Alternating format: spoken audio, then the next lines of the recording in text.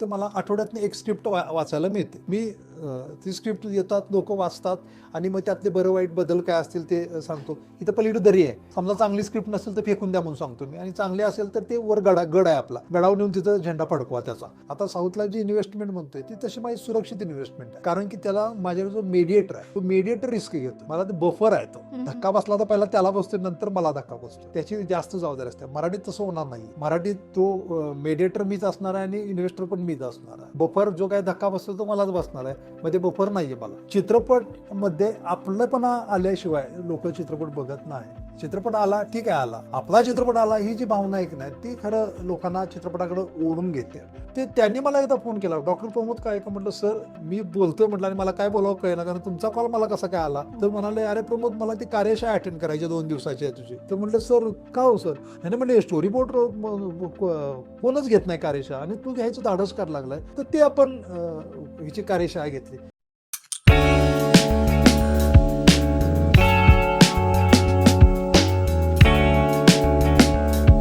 मराठी फिल्म्समध्ये तो कॉन्टेंट यायला हवा की कॉन्टेंट ओरिएंटेड फिल्म जास्त बनायला हवे. पण तुम्ही हे पण म्हणताय की तुम्ही मराठीमध्ये आत्ता जास्त इन्व्हेस्ट करू पण नाही बघतायत कारण तिथे रिस्क आहे. तर मग या 2 गोष्टीतलं म्हणजे जे काय म्हणतात विरोधाभास कसा, म्हणजे त्याबद्दल म्हणजे हे विरोधाभास मला वाटतोय की मला म्हणजे समजायला काही मिसअंडरस्टँडिंग झाली आहे. हे तुम्ही प्रॉपर ऑडियन्सला कसं एक्सप्लेन करू शकता? नाही मला हे म्हणायचं आहे, मी आता एक उदाहरण सांगितलं की मढची निर्मिती मीच करणार आहे. हां हां. ओके, कारण मला खात्री आहे त्या चित्रपटाविषयी आणि त्या चित्रपटाचं काही बरं वाईट झालं तरी ती जबाबदारी माझी असेल. एक गोष्ट. दुसरी गोष्ट अशी की माझ्याकडे जे येतात, तुला एक माहिती सांगतो, इथं मला आठवड्यातनं एक स्क्रिप्ट वाचायला मिळते. मी ती स्क्रिप्ट येतात, लोक वाचतात आणि मग त्यातले बरं वाईट बदल काय असतील ते सांगतो. इथं पलीकडे दरी आहे.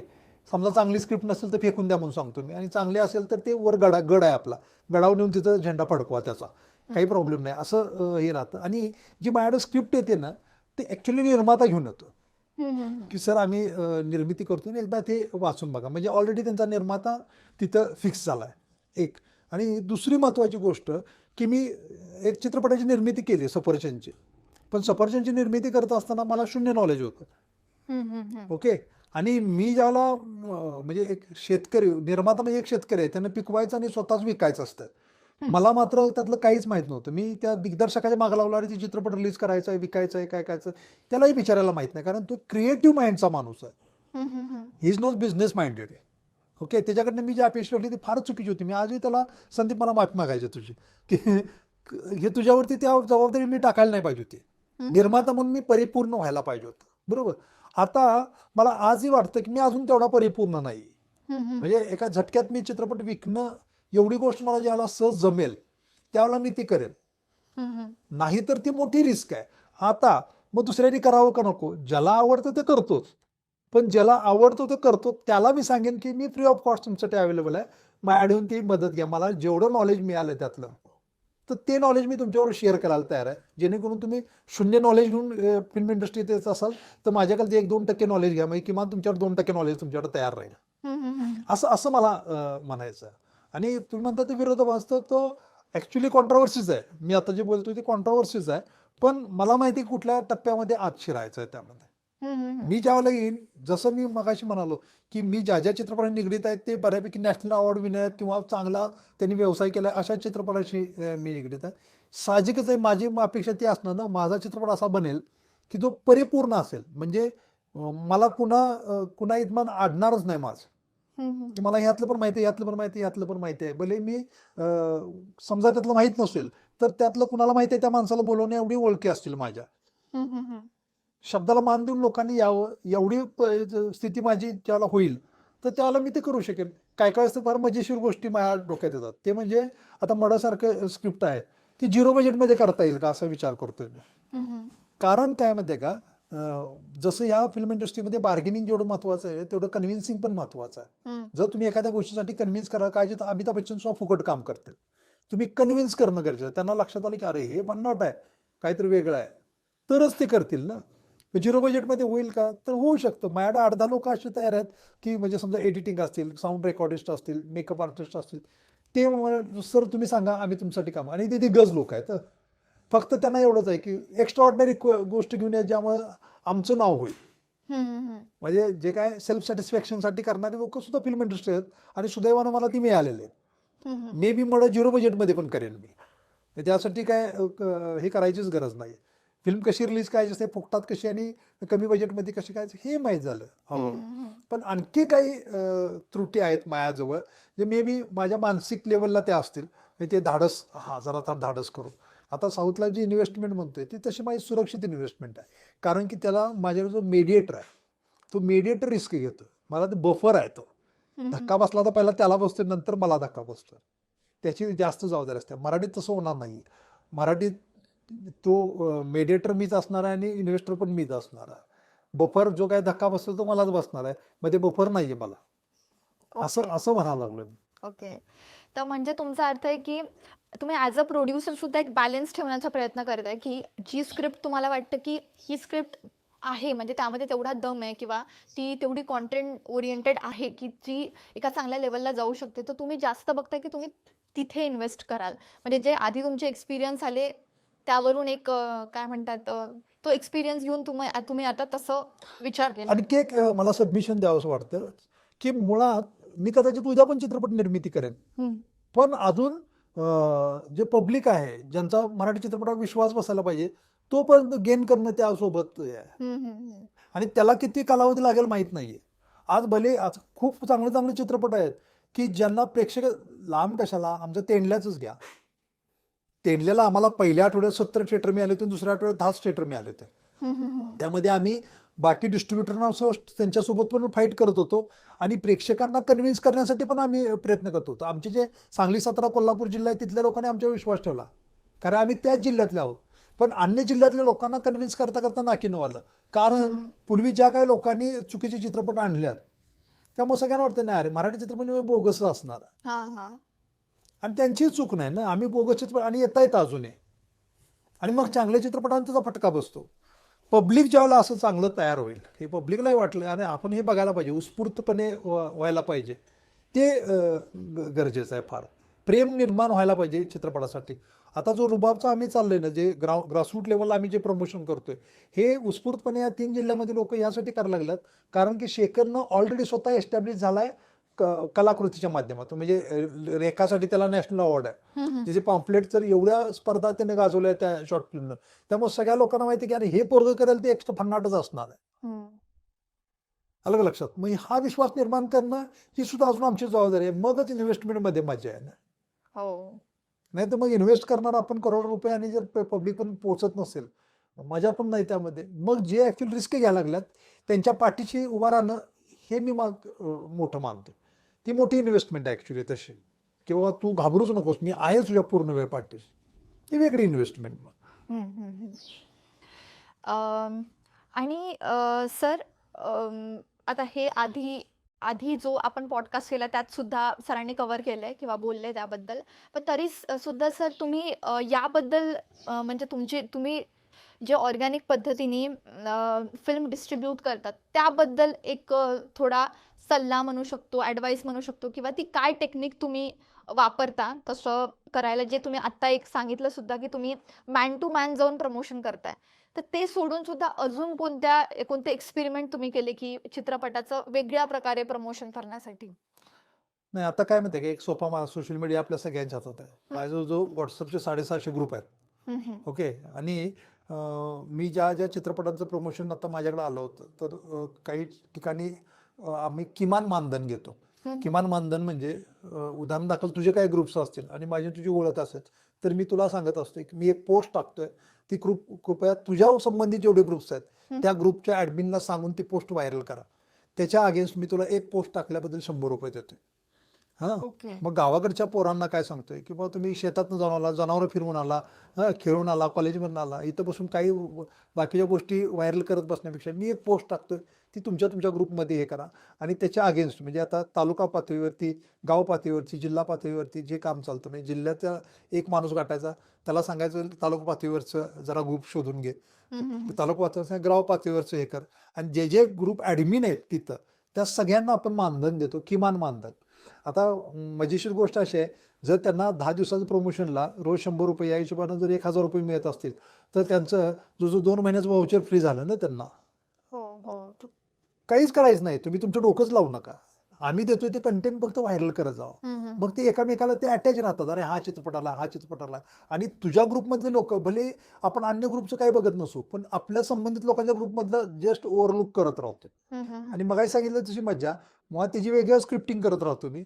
आकर्षक फोटो आणि आकर्षक माहिती तेवढी 4 ओळीची द्यायची. मग लोकांना वाचायची गरज नाही, नजर टाकली तरी ती वाचली जाते आपोआप. हम्म, हम्म. आणि मग ती इंटरेस्टिंग वाचली की मग ते परत बघतात ते काय काय काय ते यात.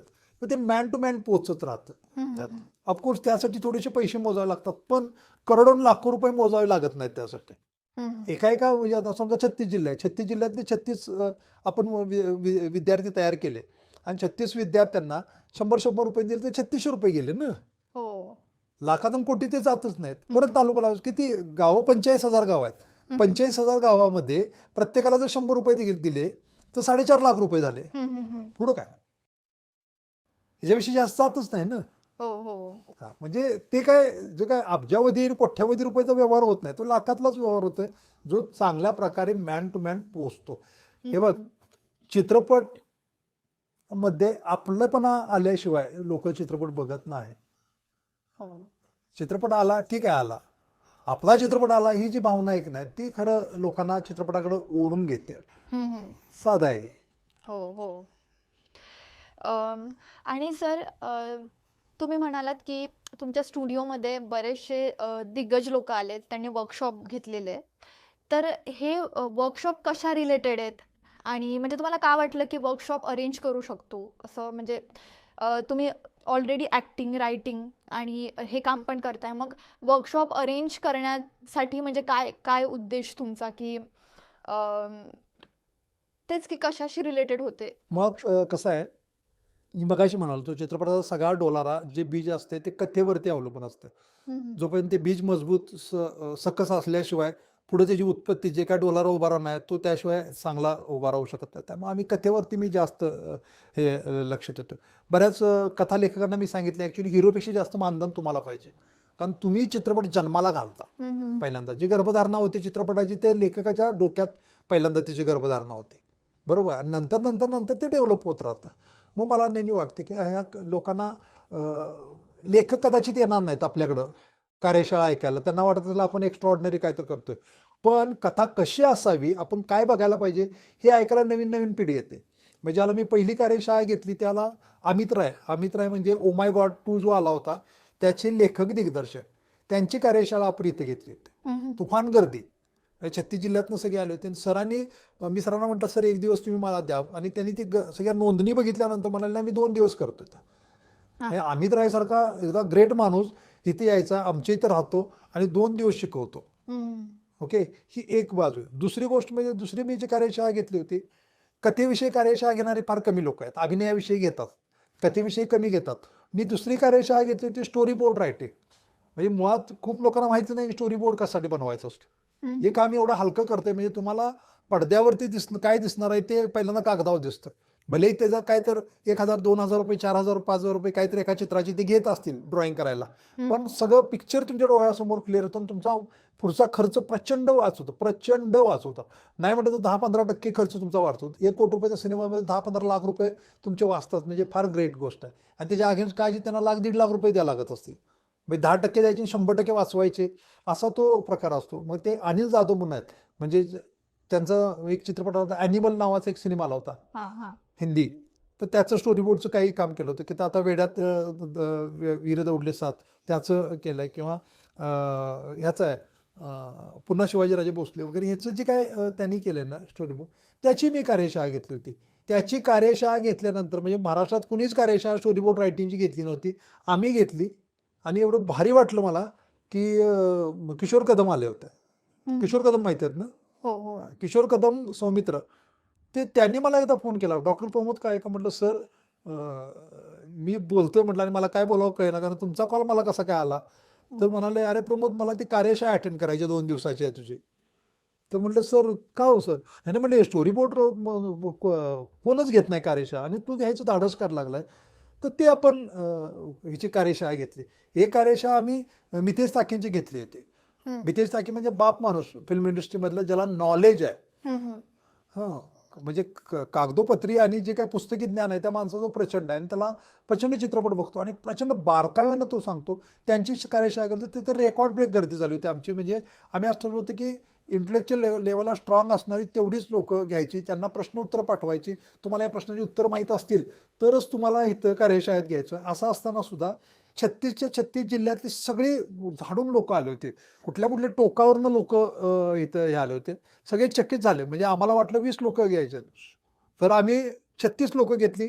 परत दुप्पट तेवढीच लोकांनी नोंदणी केली होती. सगळ्यांना परत 36 घेतली, वरच्या सगळ्यांना परत कॅन्सल करावं लागलं आम्हाला, की नाही ते ज्यांना द्यायचं आहे ते आता ते पण मागं लागलेत की सर घ्या घ्या घ्या एक कार्यशाळा. आता पुढच्या काही कार्यशाळामध्ये आहेत म्हणजे त्यामध्ये आम्ही चांगले दर्जेदार चित्रपट दाखवून त्या निर्मात्यांना त्या दिग्दर्शकांना बोलवून त्यांना क्रॉस एक्झाम करायचं आहे. एक फार मजेशीर गोष्ट आम्ही करणार आहोत की उदाहरण दाखल प्रमोद कायने एक सिनेमा दिग्दर्शक म्हणून बनवला, हा, तर तू तो सिनेमा कसा बनवशील. ओके. तो सिनेमा बघायचा आणि फ्रेम टू फ्रेम सांगायचं मी या फ्रेममध्ये असं केलं असतं, असं असं का केलं असतं, ह्याच्यापेक्षा भारी असं म्हणत नाही, ह्याच्यापेक्षा वेगळं काय केलं असतं. ही एक मजेशीर गोष्ट आम्ही प्रेक्षकांना घेऊन करणार आहोत.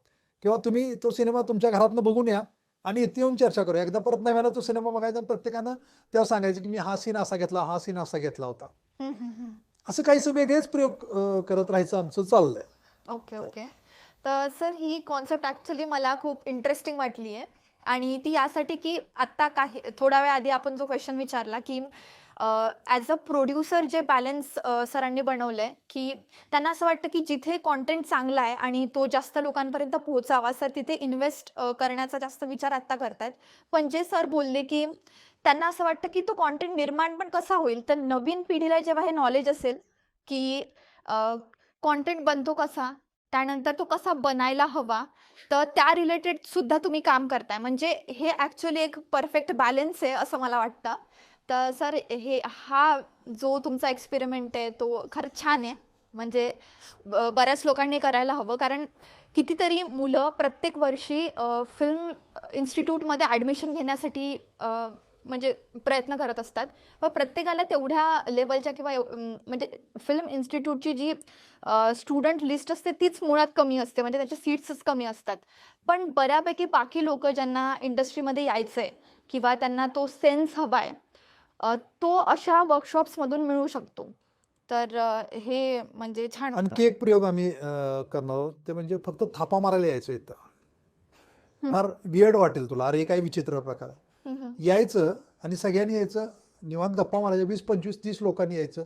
चित्रपट विषय असू दे, सामाजिक काय गोष्टी असतील, वैयक्तिक काय असेल त्याचं बसायचं. एक्झॅगरेटेड बोलायचं. म्हणजे आपण नाही का मोठेपणानं बोलत राहतो, ते मोठेपणा बोला किंवा तुमच्यातली कमतरता असतील त्या बोलत राहायचं. काही काही बोलायचं आणि ॲट द एंड त्यात काय कथा तयार होते बघायचं. ओके. म्हणजे मी बऱ्याच वेळा म्हणतो तुम्ही थापा मारायसाठी यायत आणि त्यातनं एक चांगली कथा बनते एवढं मला चांगलं माहिती आहे. ते प्रत्येकजण आपापलं काहीतरी शेअर करत असतं आणि त्या शेअर करत असताना तुम्हाला काहीतरी वेगळं सुचत राहतं त्यातून. पण ते जमल्याशिवाय तसं होत नाही. बऱ्याच वेळा काय होतं, जे पटकथा लेखक आहेत ते एकटेच बसतात रूममध्ये आणि ते लिहित बसतात. पण तुमचा एकच मेंदू आहे ना. हो. तुम्ही एकदा पब्लिकमध्ये वावरला ना तर तुमच्या लक्षात येतं की आपल्याला 100 मेंदूचं खाद्य मिळालंय. तसंच एक प्रयोग करून आमच्या डोक्यात आहे की इथं बसायचं आणि थापा मारायला यायची तुम्ही. बसा, थापा मारा, इकडे तिकडे गप्पा मारा, साहित्याच्या गप्पा मारा, वैयक्तिक गप्पा मारा आणि त्यातनं आपण एका कन्क्लुजन की अरे हा हे. पण या दरम्यान एक अंडरलाईन केलेली गोष्ट अशी असणार आहे की आम्हाला माहिती आहे की आम्ही एका विषयावरती चर्चा घडवून आणणार आहे त्याची. आम्हाला वाटलं की एक लव्ह स्टोरी करायची आहे. ती हिडन लाईन असते. ती हिडन लाईन असेल. ते ते ते लोकांच्या लक्षात आणून द्यायची नाही. ते काय काय काय काय बोलत राहतो, बघ आपण विषय काढायचा आणि ते लव्ह स्टोरी अशी होती, ती तशी लव्ह स्टोरी. ते एका कन्फ्युजन होते की एक अशी पाहिजे होती, अशी पाहिजे होती. कोणतरी काहीतरी सांगितलं ते वेगळं पण त्यातनं कदाचित येऊ शकेल. कानाकोपऱ्यात खूप लोक आहेत की ज्यांच्यावर खूप आयडियाज आहेत, पण त्यांना प्लॅटफॉर्म नाहीये आणि प्लॅटफॉर्म मिळाल्याची काही गॅरंटी पण नाहीये. पण ऍटलिस्ट चर्चेत तर आपण त्यांना घेऊ शकतो आणि त्यातनं कोण उत्कृष्ट करेल त्याच्याकडे जबाबदारी टाकू. हा आता हे लिही, हे सगळं खाद्य मिळालंय तुला. काहीच लेंदी प्रोसेस असेल पण टिकाऊ प्रोसेस आहे ते. हो, हो. बरोबर आहे सर. तर सर आता तुम्ही म्हणजे आधी म्हणजे आताही डॉक्टर आहात आधी डॉक्टर होते आणि म्हणजे तुमचं प्रोफेशन वेगळं होतं आणि आता तुम्ही फिल्म इंडस्ट्रीमध्ये म्हणजे बऱ्याच वर्षापासून काम करताय. तर तुम्ही इंडस्ट्रीला कसं बघता आणि तुमचं म्हणजे एक्सपिरियन्स चांगले वाईट काय आहे यातले? तर ते म्हणजे आमच्या ऑडियन्सला आवडायला म्हणजे ऐकायला आवडेल. मुळात मी जे अनुभवतोय तर मराठी इंडस्ट्रीपुरतं बोलायला गेलं तर फक्त तोंडी सगळे सगळे सांगत राहतात की आम्हाला कलाकृती बनवायची आहे. हं, हं. ॲक्च्युली तसं फार कमी लोक आहेत की जी कलाकृती बनवतात. तर मला असं वाटतंय की एक पब्लिक सेन्सॉरशिप ही आहे. म्हणजे पब्लिकनं ठरवायला पाहिजे की हा चित्रपट बघायचा आहे, बघायचा नाही. ह्याच्यावरती बहिष्कार घालायचा नाही. म्हणजे एक अद्दल घडवून आणायला पाहिजे आम्हा सगळ्या लोकांना. हं, हं, हं. जर त्या सगळ्यांना लक्षात यायला पाहिजे, की अरे नाही आपण जर नाही का एखादा उमेदवार 5 वर्षात काहीच काम केलं नाही तर त्याला हमखास पाडायचा. हां, हां. तसं आमचा एक चित्रपट तुम्ही बघा, चांगला असेल तर आमच्या पाठीशी राहा आणि जर समजा आमच्या पाठीशी तुम्हाला लक्षात आलं, की नाही हा गंडवतोय आणि उगाचच काय पण करत राहतोय, तर एकाने कोणतरी बघायचं म्हणजे गाव लेवलला बघा हे परत फारच विचित्र प्रकार आहे की एक एक दोघं लोकांचा बघायचं सिनेमा कसा आहे हे करायचं आणि सांगायचं मी असा असा सिनेमा बघितलाय मग सगळ्यांनी तो सिनेमा उचलून धरायचा. मी असं म्हणत नाहीये की प्रत्येकाचं मतांतर असणार आहे हं, हं. पण काही मतं जो मिळती जुळती येऊ शकतात किंवा हा हे ह्याला आवडते ते त्याला आवडते असं करून काही लोक येतील पण एकदमच रद्दड सिनेमा पण कळतो लोकांना आणि चांगला सिनेमा पण कळतो ॲव्हरेज सिनेमा पण कळतो.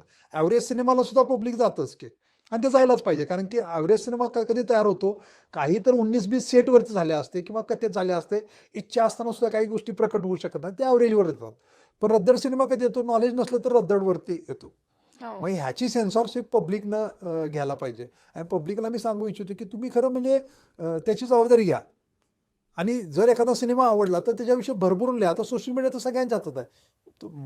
माउथ पब्लिसिटी करा की अरे हा चांगला सिनेमा आहे आणि ते का करायचं आहे तर तुमचं विरंगुळ्याचं साधन आहे ना ते. हो. मग ते विरंगुळा मिळवण्यासाठी तुम्ही दुसऱ्याला पण प्रेरित करा की अरे चांगला आहे सिनेमा थोडं रिलॅक्स होतं 2 तास निवांत बसता येते. विरंगुळ्यासोबतच खूप इम्पॅक्टफुल मीडियम पण आहे फिल्म. एक्झॅक्टली. तर ते सर तुमचे आणि तुमचे अनुभव काय आहेत? म्हणजे ते पण आम्हाला ऐकायला आवडेल, की काही चांगले असतील, वाईट असतील, कुठे काही अडचणी आल्या असतील. मग ते कशात पण असू शकतात. ॲक्टिंग करताना असेल किंवा रायटिंग करताना असेल किंवा डिस्ट्रिब्युशन करताना तर बऱ्याच आल्या असतील, जे तुम्ही सांगितलं पण. तर ॲज अन ॲक्टर आता रुबाब पण तुमचा आलाय. त्यात स्पेसिफिकली त्या सेटवर तुम्हाला काय वाटलं? म्हणजे चांगले अनुभव, त्यातला काही गमती-जमती किंवा अडचणी? ॲक्च्युली मला असं वाटत राहतं की जे तुम्ही कथा पहिल्यांदा पिच करता इथं आपल्याकडे काय करतो जो लीड ॲक्टर आहे त्यालाच फक्त कथा सांगितली जाते. लीड ॲक्ट्रेस आहे तिलाच फक्त कथा सांगितली जातात. मी तर असं म्हणेन की याला ॲक्च्युली तुमचं स्पॉट बॉयपासून डिरेक्टरपर्यंत याच्यामधले जेवढे आहेत कलाकार असतील टेक्निकल लोक असतील त्या सगळ्यांना एकाच वेळेस कथा ऐकतात. सर पण कुठेतरी ते एक हे प्रॉब्लेम काय येतो तुला सांगतो. इथं काय होतं माहितीये का काय सर तुमचा उद्या सीन आहे. हं, हं, हं. हं, उद्या सीन आहे म्हणून सांगतात आणि मला मागचा पुढचा काहीच रेफरन्स देत नाही. इथं आत्ता काय घडणार आहे तेवढंच पण मी ॲक्च्युली अख्ख्या चित्रपटात माझ्या स्वभाव काय परिणाम होईल या सगळ्या लोकांच्या वागण्याचा हे मला माहीत असलं तर अभिनयामध्ये आणखी जिवंतपणा येईल ना. तुम्ही माझ्या एवढ्याच फ्रेमपुरतं जर मला सांगत असाल तर मी कदाचित उत्कृष्ट अभिनय करेन जो बाकीच्या चित्रपटाला मारक ठरेल किंवा एवढा रद्दड अभिनय करेन की तो चित्रपटाला बाकीच्या मारक ठरेल. असं व्हायला नाही पाहिजे ना. ते एका लिनियर पद्धतीनं व्हायला पाहिजे. त्याचा ग्राफ वर जाणारा तुमचा अभिनय पाहिजे किंवा ते जे काही टेक्निकल गोष्टी आहेत त्या पाहिजे. हं, तुम्ही त्या एका सीनपुरतं नका सांगू. हे मला हा बऱ्याच वेळा अनुभव येतो की ते तेवढंच सांगतात. सर तुम्ही इकडून येताय आणि इकडून येताय काय येताय आणि तुमच्या काय भावना असतील मागं काय घडलं बॅक ऑफ द कर्टन काय झालंय हे सगळंच्या सगळं सांगणं गरजेचं आहे पण तसं होत नाही. सर त्याचं म्हणजे मला असं वाटतं की मी जेवढं अनुभवलंय किंवा ऐकलंय की त्यांचा कन्सर्न असा असतो की ते फक्त जे मेन कॅरेक्टर्स आहेत किंवा जे मेन तिथे काम करणार आहेत त्यांनाच फक्त ती स्टोरी माहीत असते. कारण आयडिया चोरीला जाण्याची किंवा फिल्म फुटण्याची शक्यता असते रिलीजच्या आधी, त्यामुळे सुद्धा कदाचित ती गोष्ट असेल. पण हां, ही बरोबर आहे की जर प्रत्येकाला ती स्टोरी माहिती आहे तर त्याचा इम्पॅक्ट जो असेल तो म्हणजे ऑब्व्हियसली वेगळा असेल. जो नॉर्मली जसं आता मी यातलं एक छोटंसं कॅरेक्टर असेल, एका मोठ्या फिल्ममधलं एक छोटं कॅरेक्टर, पण त्याला सुद्धा जर माहीत असेल की हे सगळं घडतंय, तर कदाचित ॲक्टिंग करताना तो काहीतरी वेगळं ॲड ऑन करेल त्याचं आणि ते वेगळं दिसेल. तर हा मुद्दा पण बरोबर आहे. आम्ही एक प्रयोग करायला लागलो आता. हं, हं. एक आम्ही शॉर्ट फिल्म लिहिलेलं आहे आणि तिचं डिरेक्शन 2 वेगवेगळी माणसं करणार. हं, हं, हं. कथा एकच आहे, डिरेक्शन 2 वेगळी माणसं करणार आणि त्यामध्ये आर्टिस्ट मात्र कॉमनच आहे. टेक्निकल लोक पण कॉमनच आहे. हं, हं, हं. वेगळं काय आहे ते त्यामध्ये डिरेक्टर फक्त वेगळा आहे. आता त्यांनी एक आहे जे काही 4-4 पात्र आहेत त्यांनी या डिरेक्टरकडे काय केलं त्याचं चकार शब्द उच्चारायचं मग ओके. एकामेकाला काही सांगायचं नाही. हां. फक्त त्या डिरेक्टरने ह्या सेटवर यायचं नाही, ह्या डिरेक्टर त्या सेटवरती जायचं नाही, म्हणजे ते बघायचं नाही काय केलं ते. आम्हाला तो प्रयोग करून बघायचा आहे की दोघांना माहीत असणारी कथा आहे, कोण चांगलं त्याला ट्रीट करू शकते. लक्षात आलं? हं, हं, हं. फिल्म एकच, कथा एकच, आर्टिस्ट सगळे कॉमन, हां. फक्त ट्रीटमेंट कोण कसं देतंय ते आम्हाला बघायचं आहे. जो उत्कृष्ट असेल, हं, हं. जो वेगळं पण जपेल त्याचीच कथा आवडेल ना. म्हणजे आता तुम्ही म्हणाला की एखादी फिल्म कथा लीक होण्याची जास्त शक्यता आहे. हं, हं, हं. मला हा प्रश्न पडतो, महाभारत रामायण याच्या कथेव्यतिरिक्त काय जगात वेगळं आहे? सगळंच आहे ना त्यामध्ये. हे 2 महाकाव्य असे आहेत की ज्यामध्ये सगळंच फॉर्मॅट वापरले गेलेले आहेत. तुम्ही आणखी काय वेगळं करणार आहे? पण जी ट्रीटमेंट जो दिग्दर्शक कथा बऱ्याच वेळा माहीत होते, हा फुटली कथा आणि समजा नाही फुटली, तुम्हाला काय माहिती आहे का जगाच्या दुसऱ्या टोकावरती तसलीच कथा कोणतं लिहित नसेल? हां, हां. म्हणजे तुमचं म्हणणं आहे की तुम्ही त्याला स्टोरीज सेम असू शकतात, ट्रीटमेंट कसं देतात त्यावर ते अवलंबून. सिनेमा समजा अत्यंत उत्कृष्ट कथा आहे तुम्ही फार कॉन्फिडेन्शियल ठेवली आणि त्याचा कचरा केला तुम्ही तर हां. असं होऊ शकत नाही का? होऊ शकतं. ठीक आहे, प्रत्येक लेखकाला वाटत असतं की आपले, पण आता आपण जर ती कथा सगळीच्या सगळी सांगत नाही, हं. पण ॲटलिस्ट रेफरन्स देतो ना मागचं, हे असं आहे, ते तसं आहे. त्यातले जे काही महत्त्वाचा मुद्दा आहे तो ॲक्च्युअली शेवटपर्यंत कोण कोणाला सांगत नाही. कारण की मी मागे एक हे केली होती की कटप्पा ने बाहुबली को क्यों मारा, हं, हं, हं. बरोबर? ते 2 भाग झाले ना. हो. मग 2 वर्ष अख्खं कसं काय त्याचं गुपित राहिलं? हां, ते माहिती असेल म्हणजे. त्यातलं त्यांनी ते जपून ठेवायचा प्रयत्न केला. ते एक मुद्दा फक्त सांगायचा राखून गेला. त्याचं शूट सगळ्यात शेवटी ठेवलं होतं ना त्यांनी. हो, हो. ते नाही करायचं आत्ताच. काय कोणालाच कळून द्यायचं नाही. ते काय झालं आणि काय नाही. ते फक्त लेखकाला आणि दिग्दर्शकाला दोघांनाच माहीत होतं. हां, हां. ठीक आहे ना, तसा मुद्दा तुम्ही लपवून ठेवा. मी ते मान्य करतोय. पण अख्खी कथा तुम्ही जर कुणालाच काय सांगत नसाल, तर स्पॉट बॉयला पण कळत नाही की कुणाला काय करावं आणि कुणाला काय द्यावं. म्हणजे प्रत्येक आर्टिस्टचं कॉर्डिनेट एकामेकाला भावनिकदृष्ट्या, मी समजा माझी कोणती तू मुलगी म्हणून काम करत असतील, तर मला अटॅचमेंट तर व्हायला पाहिजे. कारण की कथेमध्ये असं आहे, हं, हं, हं. अचानकपणे सांगितलं हा तुमची ती मुलगी बसते आणि तुमच्या दोघांचं भांडण झालंय. का झालंय? त्याचं भावनिक लेवलला काय मुद्दा आहे हे पण बघणं फार गरजेचं आहे. कथा लपवणं ही गोष्ट हे मान्य करतो. बरोबर. पण काही काही गोष्टीचा अंदाज द्यायला पाहिजे ना, तू कसा अभिनय करणार? हो. हे खरं फिल्म इंडस्ट्रीमध्ये व्हायला पाहिजे. असं कोणीही करत नाही.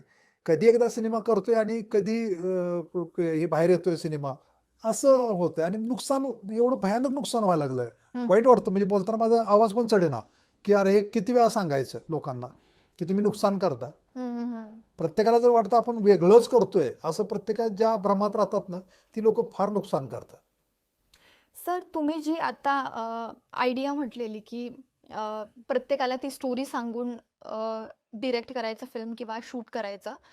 तर आत्ता जी तुमचं पुस्तक आहे त्यावर तुम्ही एक सीरीज करणार आहेत, सीरियल करणार आहे. तर तुम्ही या सगळ्या आयडियाज त्यावर अप्लाय करणार आहेत का? ती कशाप्रकारे शूट होईल?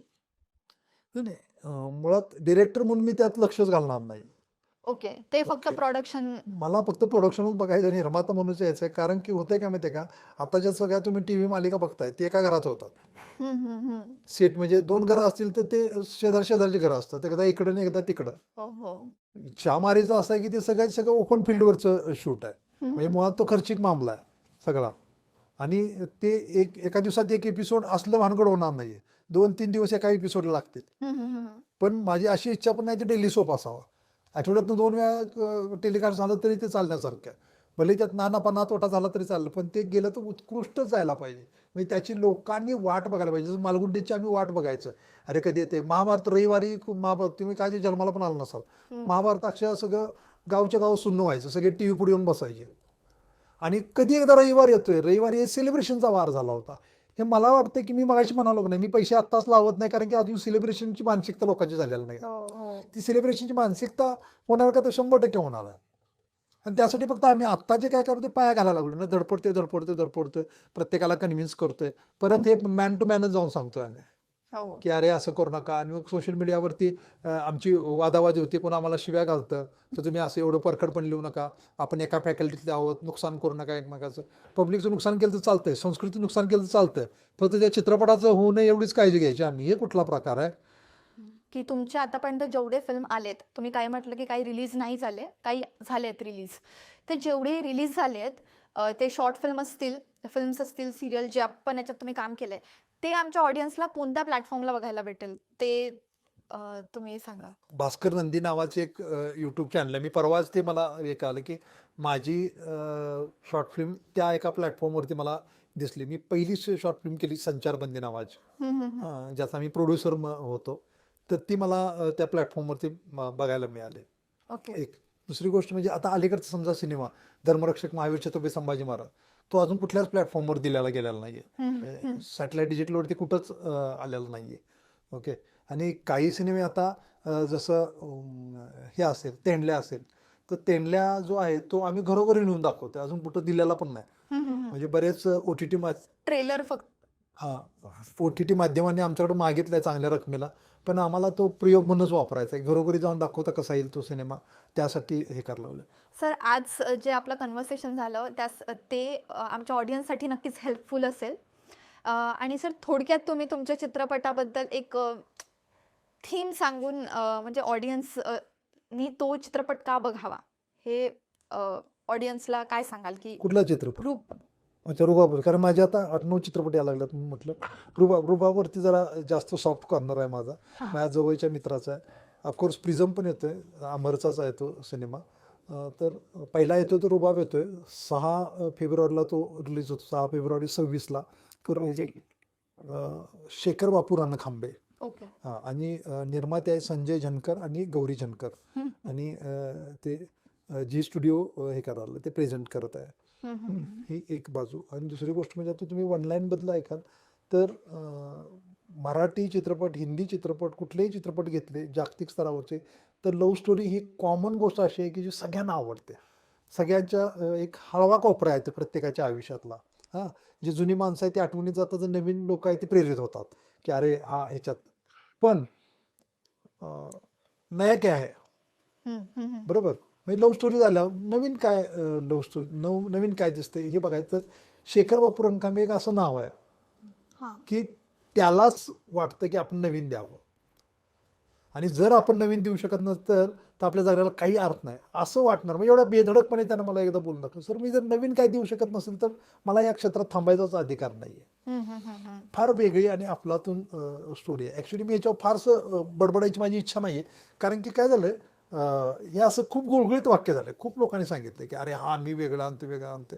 पण मी हा रेफरन्स दिला की जो माणूस नॅशनल अवॉर्ड विनर आहे, ज्याच्या जेवढ्या शॉर्ट फिल्म्स आहेत त्या अफलातून झालेल्या आहेत आणि ज्याच्यावर भल्या लोकांनी विश्वास ठेवला, त्या माणसावरती तुम्ही सगळ्यांनी बिनधास्त विश्वास ठेवा, कारण मी आहे सोबत. ही एक ॲडिशनल गोष्ट आहे त्यातली. म्हणजे मला माहिती आहे की हा शेखर काय केलं तर ते वेगळ्याच गोष्टी करेल. आता ही लव्ह स्टोरी आहे, ही एक हे आहे, पण एक्स्ट्रॉर्डनरी वेगळी लव्ह स्टोरी आहे. नुसती वेगळी नाही, एक्स्ट्रॉर्डनरी वेगळी लव्ह स्टोरी आहे की सगळ्यांना वाटलं अरे साला हे काय केलं असं. म्हणजे टाळी पडणार आहे का तर शेवटच्या ह्याच्यात एक हा हे बघायचं राहिलं होतं. एवढा सुंदर सिनेमा तो त्यानं बनवलेला. 6 फेब्रुवारीला आहे, रिलीज होतं. सगळ्यांनी बघा तो सिनेमा. ओके. तर सर्वांनी हा चित्रपट नक्की बघा. 6 फेब्रुवारीला रिलीज होतोय.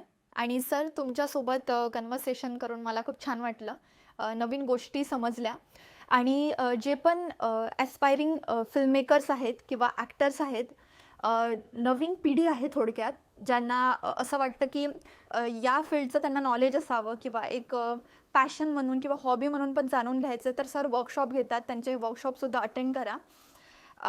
आणि सर, थँक्यू सो मच, तुमचा वेळ दिला. आणि आम्ही तुमच्यासाठी गिफ्ट पण आणलं आहे. अरे क्या बात.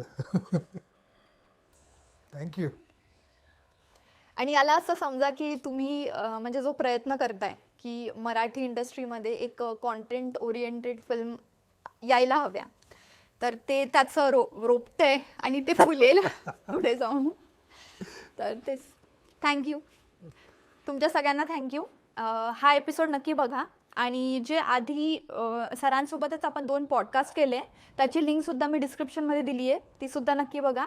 आणि थँक्यू सो मच, तुम्ही इतका चांगला रिस्पॉन्स देताय. Thank you again.